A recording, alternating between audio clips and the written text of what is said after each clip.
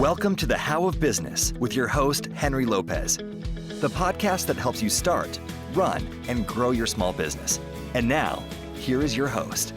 Welcome to this episode of the How of Business. This is Henry Lopez, and my return guest is Justine Lackey. Justine, welcome back to the show. Thank you so much for having me, Henry. I'm so delighted to be back. How fun. Absolutely. We're going to chat today about, it's been a while since Justine was on. She was on back on episode 305, and I'll talk more about that in a moment. But she since then has sold her business. And so Justine Lackey is back on the show to share her experiences from selling her very successful small business and how she's currently helping now people run and scale their own bookkeeping firm. So Justine ran a very successful bookkeeping firm herself that she sold, and she's going to tell us all about that. I think it's always great to learn from and understand what the experience is like to sell a successful business. If you want to get more information about the How of Business, including the show notes page for this episode and how you can continue supporting my show, receive workshop discounts, join my monthly group coaching sessions, all through a Patreon membership, just visit thehowofbusiness.com. I also encourage you to please subscribe to my show wherever you may be listening so you don't miss any new episodes. So Justine Lackey founded one of the very first virtual bookkeeping companies in all of America. It was called Good Sense Management. Over 15 years, she grew her firm from a one-woman show to a multi-six-figure, multi-state firm, which she sold earlier this year in 2023. The freedom of owning her own company allowed Justine to raise her 3 children while never missing a school play or scrambling to find childcare on a snow day. I can relate to that. That's always said one of those huge benefits that we're fortunate to have as business owners. One of the proudest accomplishments, though, was creating an all-mom team and giving her employees the freedom to build their job around their lives and not their lives around their jobs. Today, as I mentioned, Justine teaches bookkeepers, especially moms, who will run wildly efficient, highly profitable bookkeeping businesses while staying sane and having fun. So as I mentioned, Justine was previously a guest on episode 305. That episode was titled Bookkeeping for Small Businesses with Justine Lackey. We explored her entrepreneur journey, how she had gotten to that point. So if you're interested in that and also about how she operated her bookkeeping business, that's a great episode to go back to. Justine lives in the Hudson Valley area up in New York. So once again, Justine Lackey, welcome back to the show. Thank you. I'm delighted to be here. Absolutely. So let's get right into it in selling your business. The first question I had that I thought I would start with is, why did you decide to sell? Because that is often such a big decision, especially when you have a successful business, right? So what led you to decide to sell your business? I like to refer to it as my Lion King moment, where it was just like, it is time. No, I had been doing bookkeeping, for almost 25 years. I started as a teenager. I had Good Sense for 15 years. I am approaching my 50th birthday, and just changes in the landscape, making my way through COVID.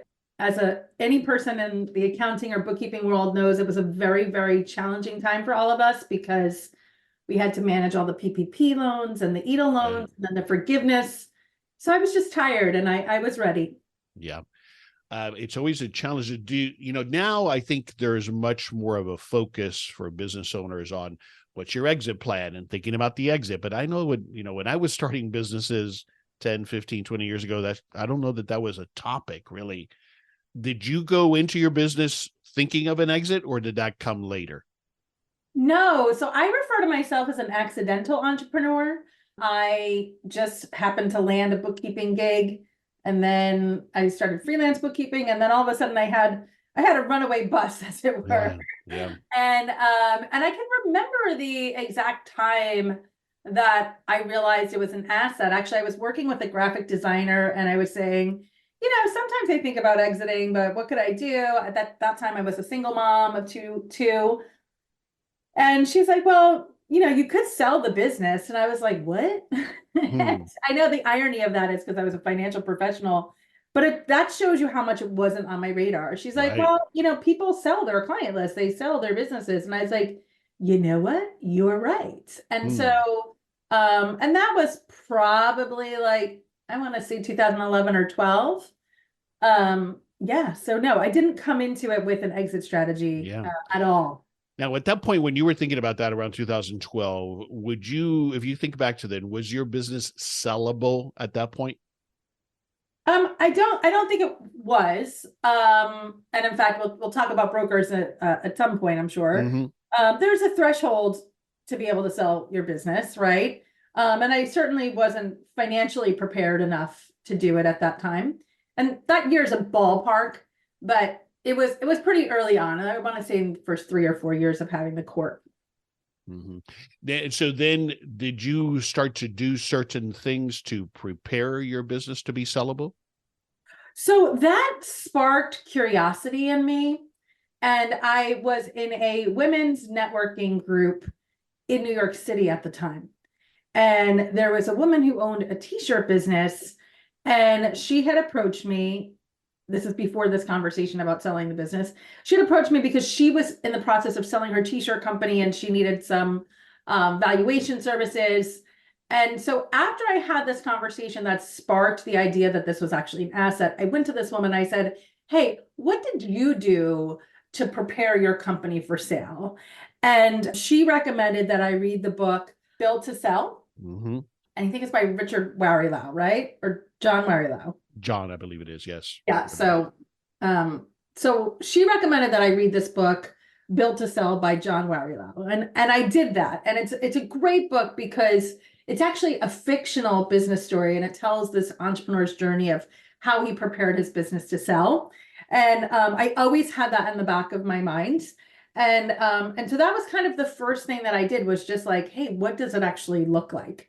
I didn't actually start preparing the business to sell with intention, because like I said, it was more this moment where I had this feeling that it was time for me to do it. But at that point, we were keeping the metrics and things that we needed in order to have a successful sale. Mm-hmm. With your type of business, of course, your finances, I'm sure, were clean and in order. That's often one of the big challenges that small business owners have. I've observed where their books are a mess, and therefore it's going to be very hard for somebody, when they do due diligence, to validate the valuation. I suspect that wasn't an issue for you. But with your type of business, where what you have is this book of business, this list of clients, that's often hard to value and to kind of assure that will transfer to some degree to the new owner, right? So this is why I decided to hire a broker. Yep.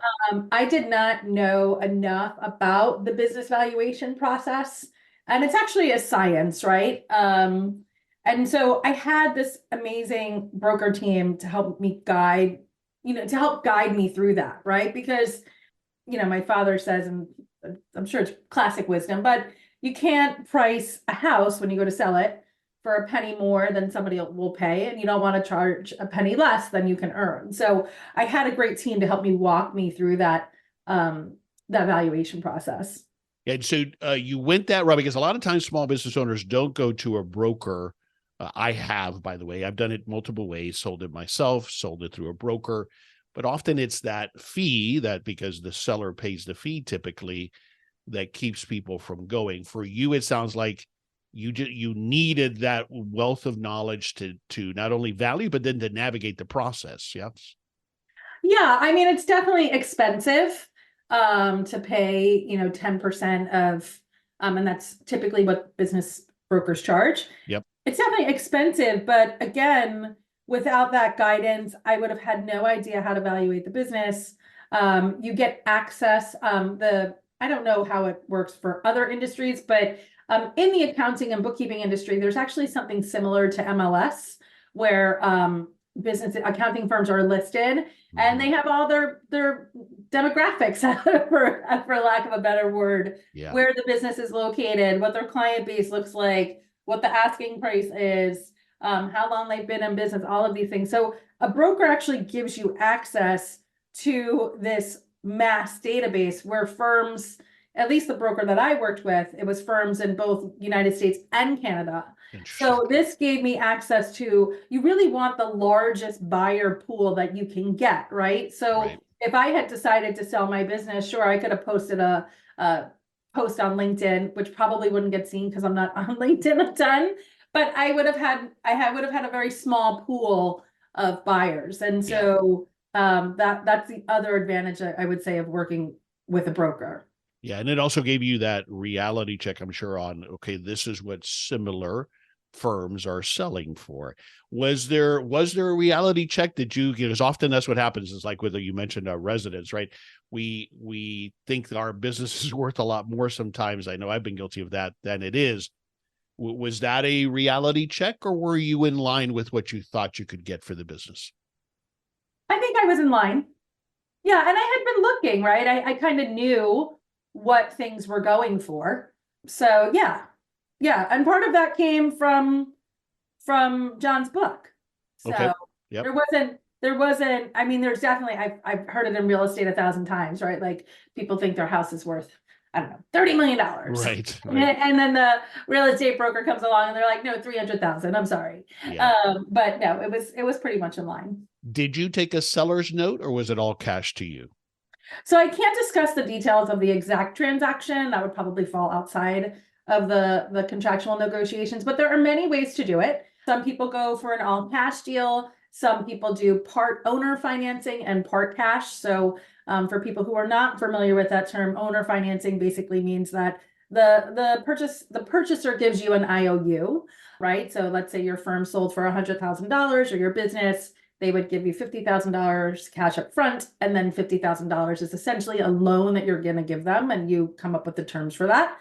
And then sometimes with accounting firms, although this isn't as common as it used to be, there's essentially a revenue share. So if your firm is making $100,000 a year, you'll get, X number of piece of the pie for anywhere between 1 and 5 years. So it's a lot of different constructs. And that's where a broker, again, can give you insights, right? Like what was happening in the industry 5 years ago is not necessarily what's relevant today.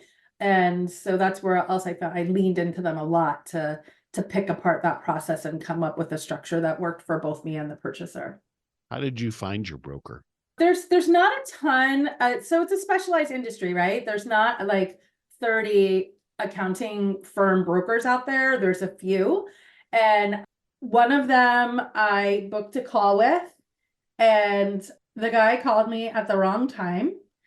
And then he said to me, yeah, I'm at a business conference, so I had a few minutes, and I thought I'd give you a quick call, and I'll send you the paperwork, and we can get to list the firm, and then we can get started. And I was like, I'm a customer service aficionado. Like I don't know if that's the exact word. I don't know how to pronounce it. I'm really into customer service, and I'm really into people and relationships. And I was like, I left that phone call feeling terrible. I was like, just icky. That's not who you were looking for. Yeah, this person does not care about me at all. And this is not just about me. This is about my team, right? So one of my corporate values for Good Sense, and it's carried over through my life, is being people-centric, right? Not just caring about the customers, but caring about my team.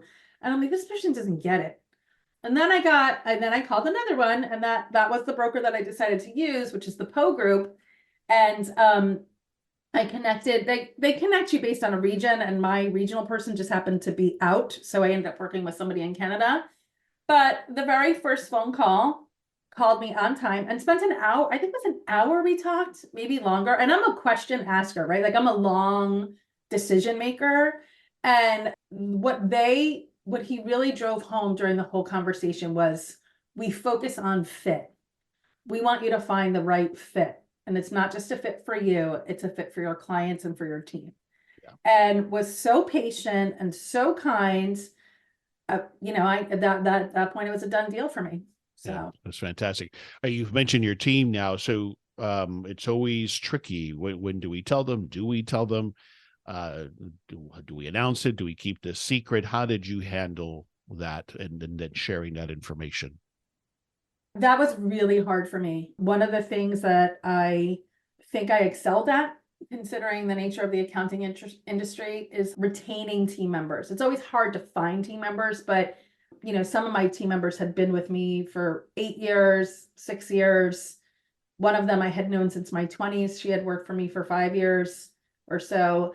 But of course, you have to keep, when you go into at least the structure with the Poe Group, and I'm sure it's similar with other brokers, you have to sign, it's reciprocal confidentiality agreements, right? So I'm signing a confidentiality agreement saying that I'm not going to share anything about the deal for the buyer, and the buyer is doing the same, because you don't want your clients or your team to find out about the sale, because then that can threaten the progress, right? So I did have to keep it a secret. It was not an easy secret to keep. And the day that I told them, I completely bawled my eyes out. I'm a crier by nature, but I was like hyperventilating crying. And that was once you had already agreed to an LOI or executed a deal or closed a contract. When did you tell them?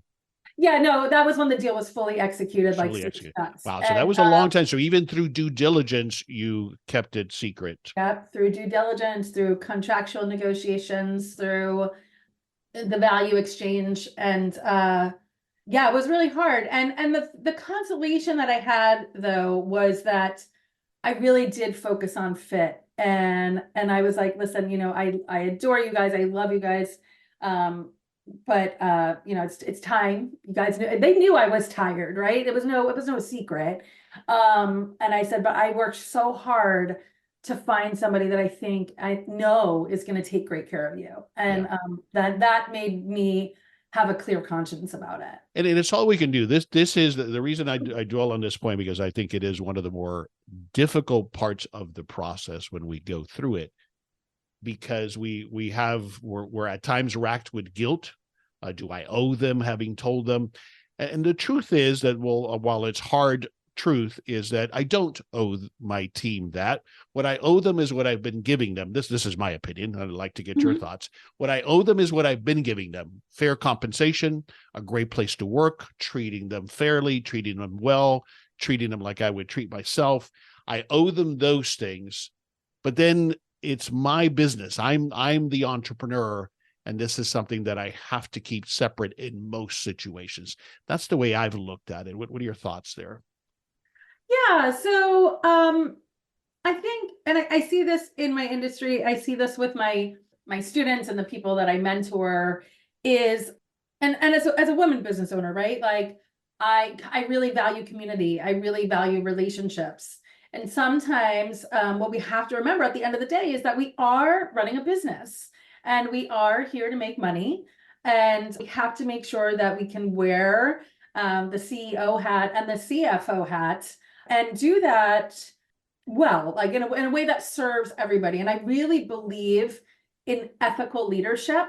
It is so important to me, and I think, frankly, we lack a lot of it out there in the world. But at the end of the day, you don't owe anybody anything. But what was important to me is, and my father, this is a lesson from my dad, who was a union leader, you have to be able to get up in the middle of the night and look at yourself in the mirror and have a clear conscience. That's right. That's right. And just to share a little bit more about my process, I approached it with intense scrutiny and expectations. I was like, okay, I'm going to find the one.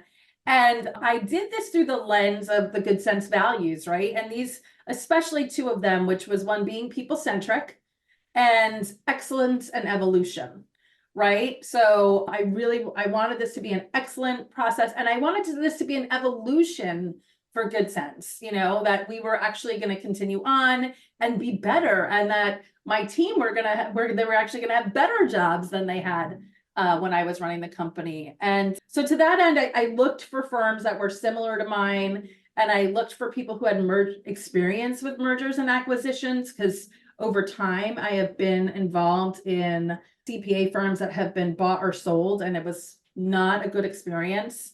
And then again, focusing on that cultural fit and skill set. So yes, you have to approach it as a leader and as an executive, but also approach it from the lens of ethical leadership.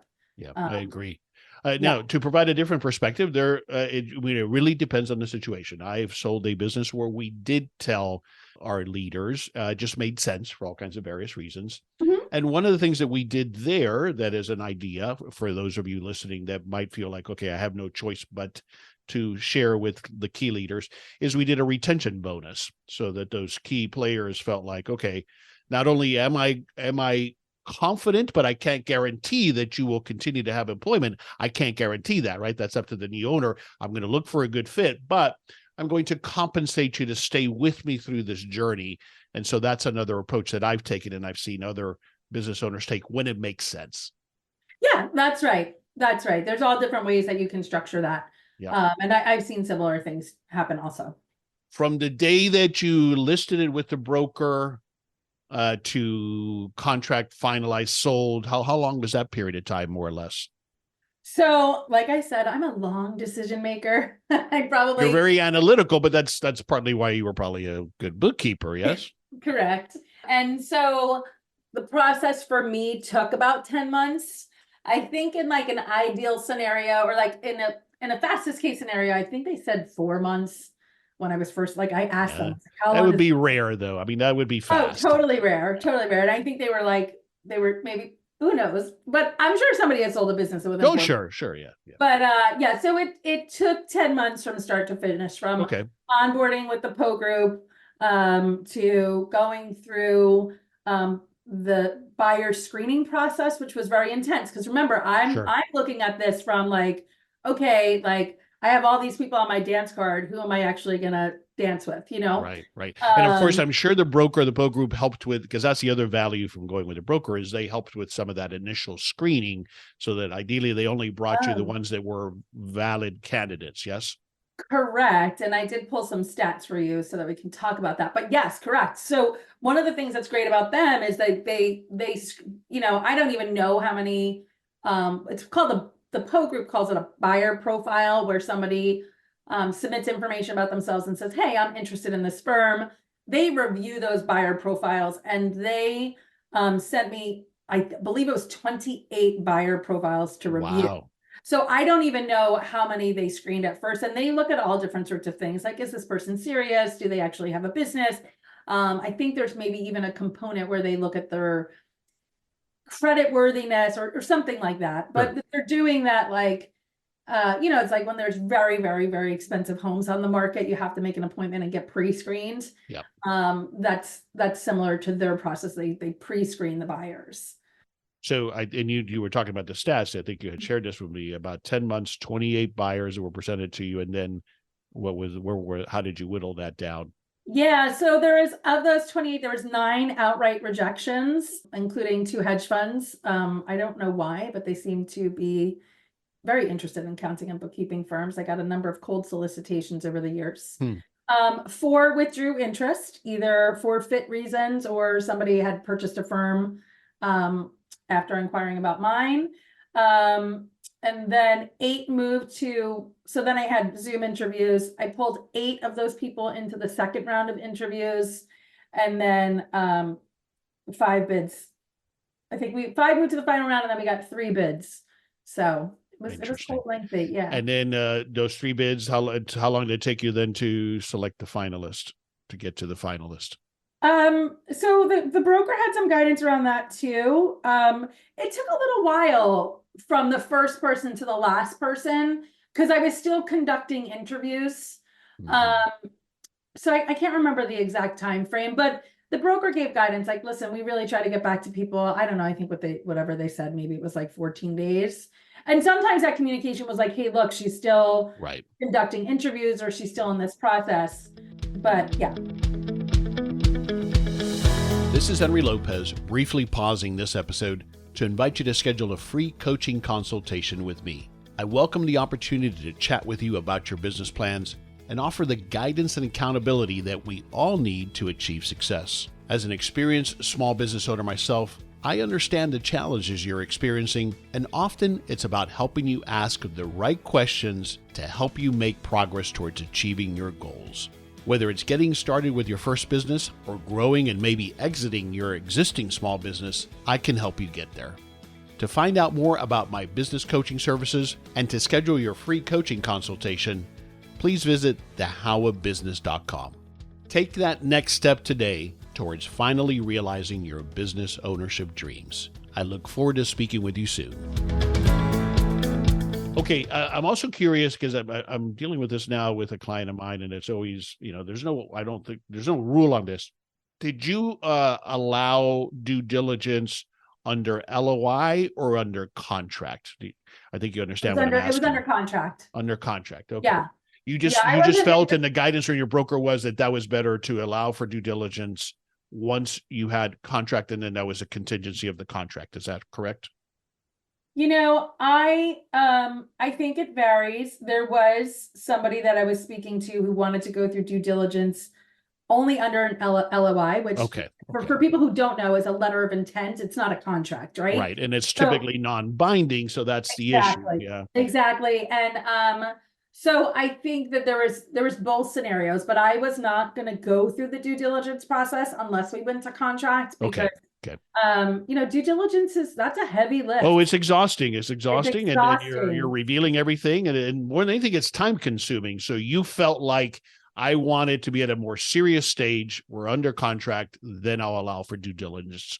That was the decision you made. Yeah. Okay. And that's the thing, right? You can't give blanket advice here. Like you should only yeah. diligent under contract. Like you might have a really attractive buyer that is the right fit for your company. And that's a condition that they want. And you're going to say, okay, listen, this relationship is valuable to me. I'm willing to go through due diligence only under an LOI because I do believe that this is the person I want to buy my firm. Yeah. So that's where you can lean into your broker, your attorney, the people that are covered under the provisions of your confidentiality agreement to give you guidance with that. Yeah. Yeah. Excellent. All right. Thanks for sharing those details. I appreciate it. I want to go back now to one of the things that I have found has happened to me, has happened to my business partner, other people that I coach. And that is this identity crisis that can happen when you are no longer the owner of good sense, right? You did it for 15 years. It becomes, at least for us as Americans, it's part of who we are, right? And now I'm no longer that. How did you go through that? And did you have any of those challenges transitioning away from being the owner of that successful business? It's funny. Well, I'm only 10 months out, so maybe we should. That's right. So it's still very fresh. Maybe we could just do it. We could check back in 2 years. Right. But, no. So in February of 2022, so this is a year before the sale, I launched a program called Bookkeepers Business Incubators, and it was it was not a beta, but essentially what it is it's a program where I teach other bookkeepers how to grow and scale a firm. So I don't teach bookkeeping. I actually teach the skill of running a bookkeeping company. Sure, the business side of this. Yes. The business side of it. Right. Correct. Which I totally jam out. I love talking shop. So for a year, I had been running two businesses side by side. I had been running Good Sense and I had been running Bookkeepers Business Incubator. So I had something going on, right? Yeah. So the wheels were already turning. So it wasn't like I sold Good Sense and then all of a sudden I had nothing to do with my days. Right. I still had two of my children at the time were still home. Now I have two in college and only one at home. I was still momming. So I didn't hit that yet. And I still run the BBI is what we call it, Bookkeepers Business Incubator. But Good Sense is my baby. And one of the things that I think really made us stand out as a brand was I started working with artists and creative people. So our branding was very unique at the time. And, if you go back to 2008, 2007, but accounting brands were all what I call Chase Bank Blue. There was nothing kitschy. There was nothing cute. There was nothing creative. So Good Sense was my baby, and I really nurtured that as a brand. So when I went to the website, it was like, Accountable is the name of the company that purchased my firm. Okay. It was like Accountable. I think it says like, a division of Accountable or an accountable based company. I was like, oh, like I had a little feeling. It wasn't anything.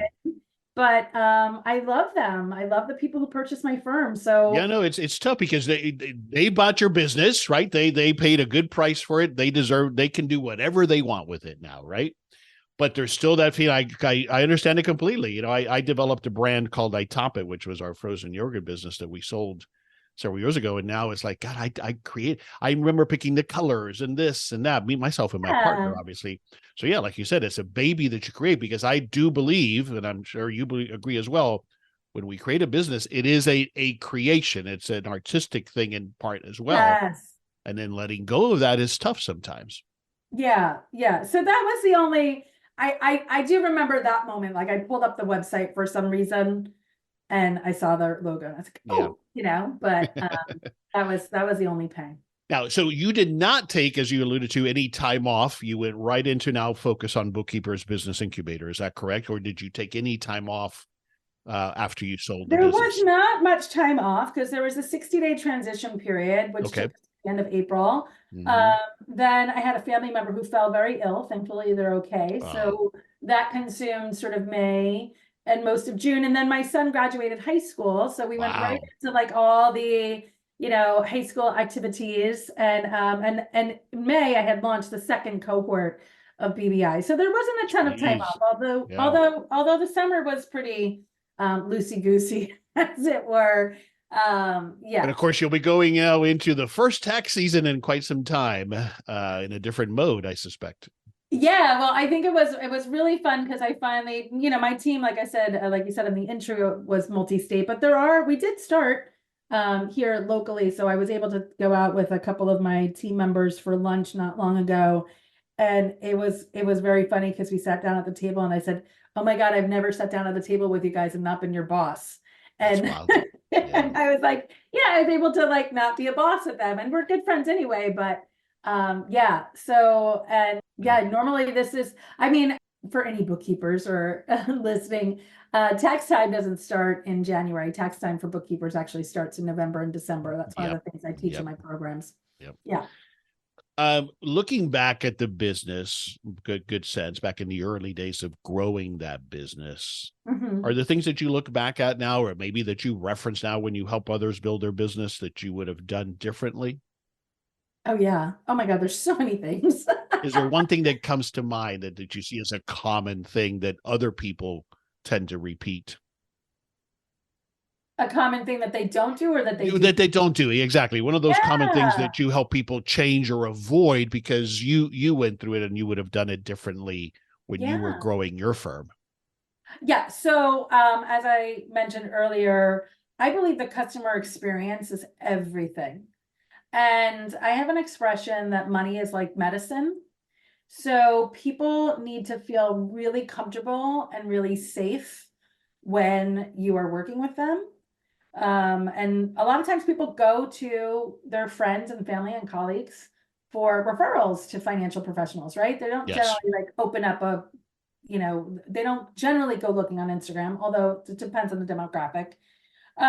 So I think I would have hired help earlier to deliver a better customer service experience earlier. And it's twofold. One, because of, being people-centric and trying to really take great care of people, but also from that CFO, CEO standpoint, the longer you retain your clients, the more valuable your firm becomes over time. And you only retain your clients if you deliver what you say you're going to deliver, but also cultivate those relationships. So cultivating relationships and really providing outstanding customer service is so important. I can't tell you how many times I would get on the phone with a potential new client and they would say, yeah, the bookkeeper does an okay job, but I can't ever get in touch with them. Yeah. That's so frustrating, right? Like we all hate when we have to send an email to customer service. Like it's just, and we're busy. Your clients are busy. So yeah. This is a big topic. So I want to unpack it for a moment. First of all, this exactly as you described, that's where I thought you were going, which is that the biggest frustration I hear from my clients with their CPAs, and I've experienced as well, is you can't get through to anybody. They're busy, it's tax season, and it seems like it's always tax season, right? And so that responsiveness, that responsiveness is poor. But what I find is the challenge, and I'm curious as to, you make this point of hiring sooner. What I find is that if you're successful starting out, you start out typically like you did, solopreneur, and then you grow, but usually the business gets ahead of you before you have that staffing, right? And it's almost like that's really what we learn sometimes about the financial justification of bringing on help, is that we wait until the demand is there, but then that catches us on this customer service side. So the hiring sooner, do you look at it then and recommend that, I got to look at that as an investment that I have to make in my firm so I can stay ahead of this? Yeah, 100%. When I first started out my business, I was just a freelancer. I was just a solopreneur. And this is a mindset shift, right? This is going from a CEO entrepreneurial mindset to I am just working as a freelancer in my job. And that's where the power of leveraging debt can be really helpful. And I know that we think of debt as a 4-letter word. We also have to realize that wildly successful entrepreneurs use it as a tool to grow. So one of the things that prohibits people from hiring is they don't have the capital to do it.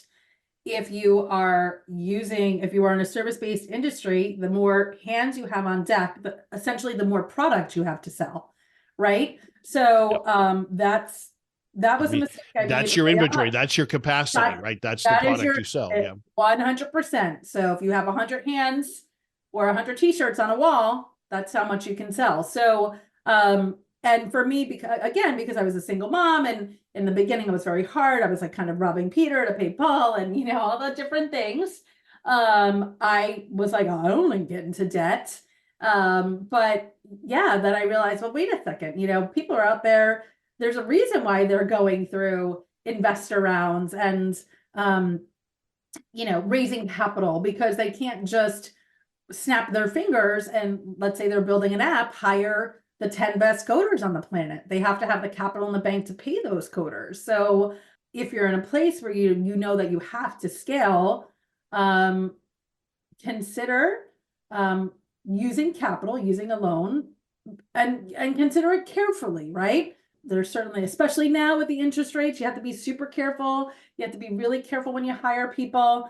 And it's a frustrating part of having a service-based business, because these are the two plates you'll always be spinning, which is, do I hire people before I have the clients, or do I get the clients and then hire the people? And what I would say is hiring always takes longer than it's gonna think that it will take. Yeah. You will always find something for a good person to do, whether it's populating a new software or cleaning up digital files. You can create work for people. What you can't do is recreate a bad experience for clients. Mm-hmm. You can earn their trust back, but that will take longer than keeping their trust. Yeah. Yeah, well said. So much there that I'm glad you shared, Justine. This point of the mind shift on debt being a good thing, not a bad thing, is a huge one. So I'm so glad you shared your perspective on that. I find it to be one of the biggest things that often holds back people from growing their business. Is we come to it, understandably, with the understanding of debt from a personal finance perspective, where debt usually is a bad thing, consumer debt in particular. But understanding how to leverage debt in a business is critical to scaling, isn't it? It's a lever, right? Lever. And to put this in perspective, if somebody is out there feeling skittish and saying, no way, I got to figure out another way. My first loan was an $8,000 SBA loan. I mean, in the year 2023, you could sneeze and spend $8,000, right? So it doesn't have to be $100,000. It could be a credit line that you only use to cover payroll, right? The gap between when you have to pay somebody and when you collect the funds from the clients. Right. So that you're actually not even having a loan. You're only tapping into that capital as a bridge between pay periods. So that's absolutely right. Yep. Excellent. Thanks for sharing that. Okay, let's talk about your new venture now. Thanks for sharing all of those insights and experiences in selling the business. But let's talk about your exciting new venture, Bookkeepers Business Incubator. What is it and who is it for? Tell us again. Sure. So I started Bookkeepers Business Incubator back in February of 2023. And it's a year-long program. It's a mentorship/training program for bookkeepers who are looking to go. The tagline is freelancer to founder. But we have all sorts of people in the program, people who have just started out to people who have small teams. And I help my students navigate all of the areas of running a bookkeeping business. And I focus on what I call the 4 S's, and that's sales, skills, systems, and service. We talk so much about service already.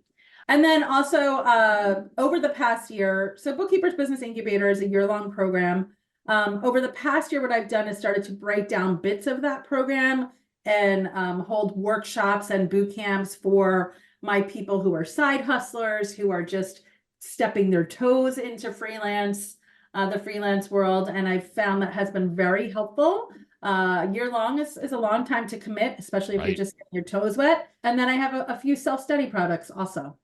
Fantastic. I want to touch on one of these items because we talked about service but sales. Sales is another one of those. I call it another 4-letter word, even though it's 5 letters. Everybody seems to hate that because, again, they have a preconceived connotation often of what that entails. But in this business, I have to think a lot of it is growing through referrals. Is that fair? Yes, I think referrals is an excellent marketing tool. Yeah. And so I see referrals and asking for referrals and networking and all of that as a type of sales. Do you include that, I'm assuming, when you talk about sales? I think referrals more falls under your marketing strategy. Okay. Because even if you get a referral, you're probably 60% of the way there, but you still have to close the sale. You still have to tell people what the value and the benefits are of working with you. You still have to walk them through pricing and billing. So That's fair. It's not an automatic. Yeah. All right. So, but on sales, then part of it is often that most people I have found, I'm curious what you have found, or are afraid of that. They don't feel like, I'm not a good salesperson. Oh my God. And the challenge is, of course, that the business is out there and not here behind the desk, right? So what is it? Do you see that? And how do you help people begin to overcome that fear of sales?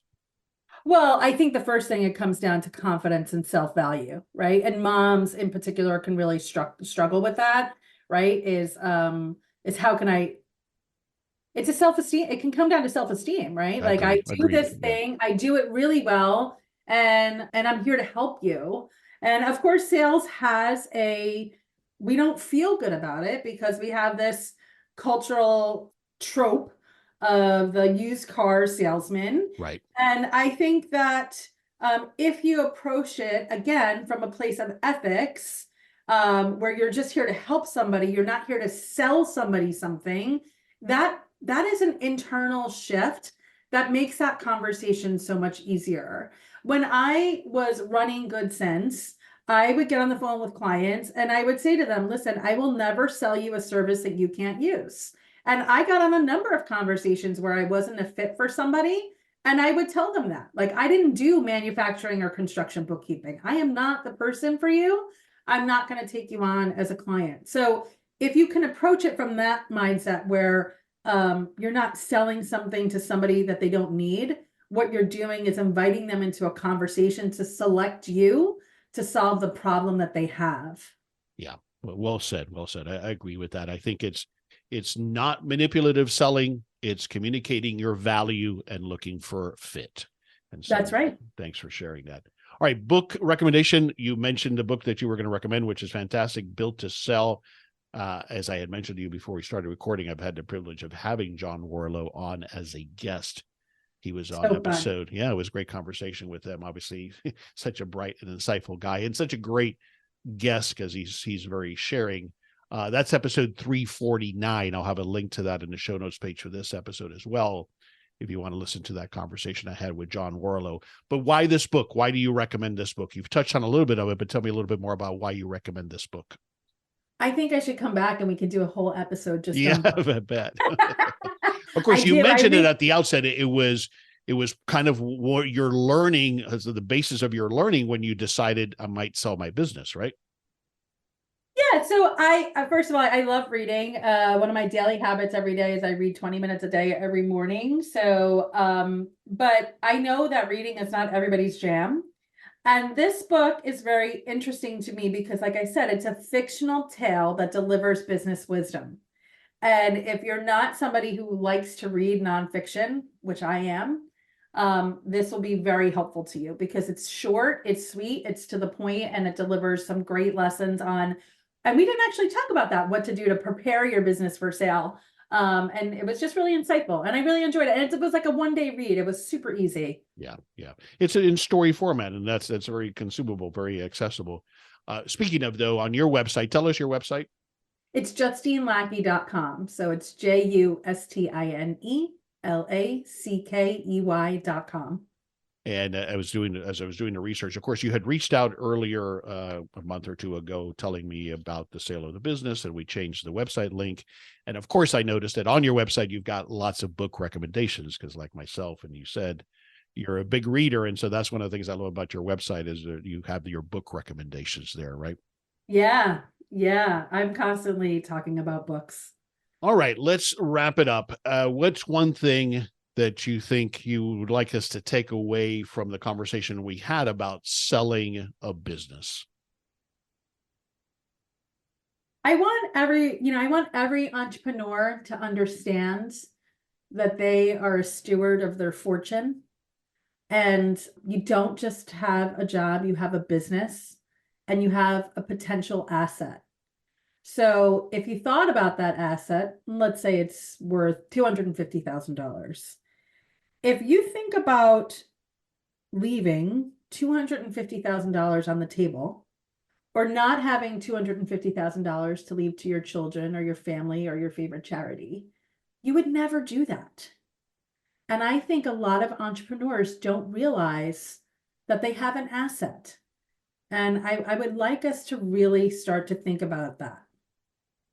Well said. I love that. And you had mentioned that you had used that word earlier in the conversation. And so I love that idea and that mindset of looking at this as an asset that I need to maintain, that I need to develop, that I need to invest in, so that it retains that value, regardless of what I might do with that value. So thanks for sharing that approach. Yeah, my pleasure. Tell me again where you want us to go online to learn more about what you're doing now with Bookkeepers Business Incubator. Sure. It's JustineLackey.com. You can also find me on Instagram at Justine Lackey. Excellent. And we'll have a link to that on the show notes page to this episode at thehowofbusiness.com. Justine, another great conversation. I'm glad you were willing and able to come back and converse with me about the sale. Thanks for sharing and for being on the show with me today. Henry, thank you so much. It's always such a pleasure. I love talking shop and entrepreneurship. I love spending time with you. I love your show. So thank you. Such a privilege. I appreciate that. This is Henry Lopez, and thanks for joining me on this episode of The How of Business. My guest today again was Justine Lackey. I release new episodes every Monday morning, and you can find the show anywhere you listen to podcasts, including at the How of Business YouTube channel and at the website, thehowofbusiness.com. Thanks again for listening. Thank you for listening to The How of Business. For more information about our coaching programs, online courses, show notes pages, links, and other resources, please visit thehowofbusiness.com.